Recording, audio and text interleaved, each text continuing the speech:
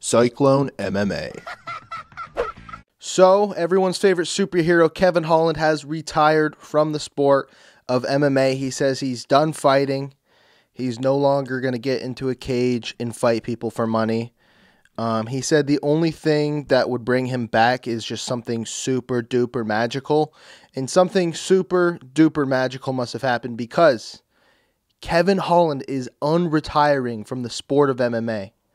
What a crazy couple of days. So Kevin Holland, a couple days ago, I think 2-3 days ago, said he's retiring. This caught me by surprise.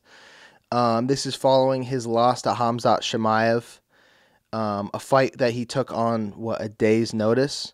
A fight that he took when Khamzat Chimaev missed weight and they had to shift around the entire card to save it. And, Kevin Holland steps up and saves the day like he always does and then gets submitted very quickly. I don't think he lasts 30 seconds in that octagon. I think it was probably, 20 seconds? It might have been less than that. It was very, very fast. Khamzat submitted him, and that just sucks.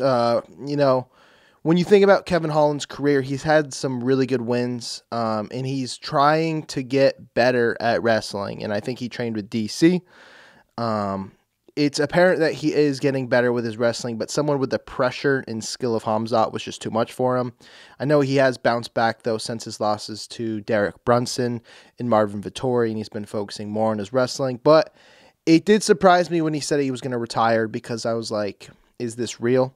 Is it like, what's going on in his head? You never know if he's joking or if he's serious. I think he might have been serious, and then the UFC is like, we don't want to lose Kevin Holland because he's the man and he might bring in some of that money. So they gave him Stephen Wonderboy Thompson, which is an interesting fight. So you look at Stephen Wonderboy Thompson and where he's at in his career. He's 39 years old. He's no longer Wonderboy. He's Wonder Man.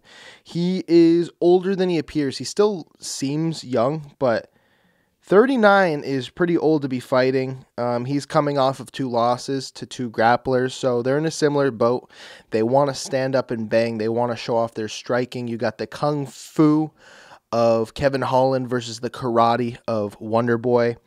In 2021, you had Wonderboy losing to Gilbert Burns, and then later that year, you had him losing to Bilal Muhammad, and these guys were just able to take him down and control him.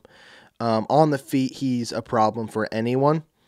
So this makes for an interesting matchup. You got 2 guys who are long and skinny, who are going to bang. I think the power is going to be going towards Kevin Holland, but in terms of just technical striking, I think Stephen Wonderboy is going to have the edge here. I'm looking forward to this fight. I think it's really good. I think it's a good bone to throw to both of these guys. I mean, Stephen Wonderboy Thompson, he's been such a company man. He doesn't really turn down fights. He fights anyone, even if it's a bad stylistic matchup for him. Kevin Holland, you can say the same exact thing. They need to throw him a bone after that really shitty fight with Khamzat Chimaev. It was not a good performance from him. But you got to give the dude so much credit. He changed who he was fighting at the last second and took on someone who was very unfavored to win against. And he rolled the dice. If he were to win, he'd be a mega star. He's already a star. He'd be a mega star if he were able to win that fight. But he wasn't. And it sounds like the UFC is trying to throw him a bone here, which is good. I think he deserves it. If you look at what this means in the welterweight division, it does have some sway. Now, Wonderboy's a guy I think is kind of on the way out. I feel like at this point, he's kind of getting thrown to guys who are trying to step up and get a title shot. He's in the number 7 spot in the welterweight ranking. So when you think about it, unranked Kevin Holland with a win over Wonderboy shoots right into that top 10. Goes from unranked to top 10, and he's not facing a wrestler. They could have given him, a grappler like Michael Chiesa. They could have given him, Shavkat Rachmanov or Sean Brady or one of these, Bilal Muhammad, Gilbert Burns. They could have given him any of these guys in the top 15 that are just wrestling heavy, but it seems like the UFCs, they're trying to be nice here. They're trying to say, we understand, Kevin Holland. We've been giving you a ton of wrestlers. You've been struggling with them. You helped save, the last pay-per-view by stepping up and fighting this beast who missed weight by a lot. So I'm all about this fight. I think it's really cool. I love both of these dudes.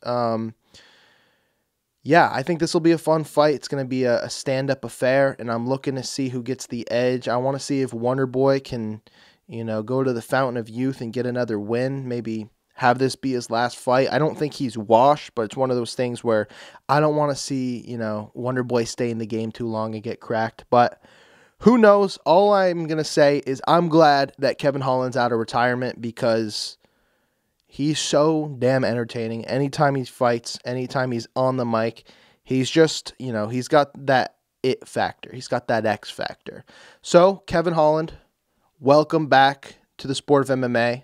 I hope you had a nice retirement, but it's time to get the gloves back on and get into that octagon.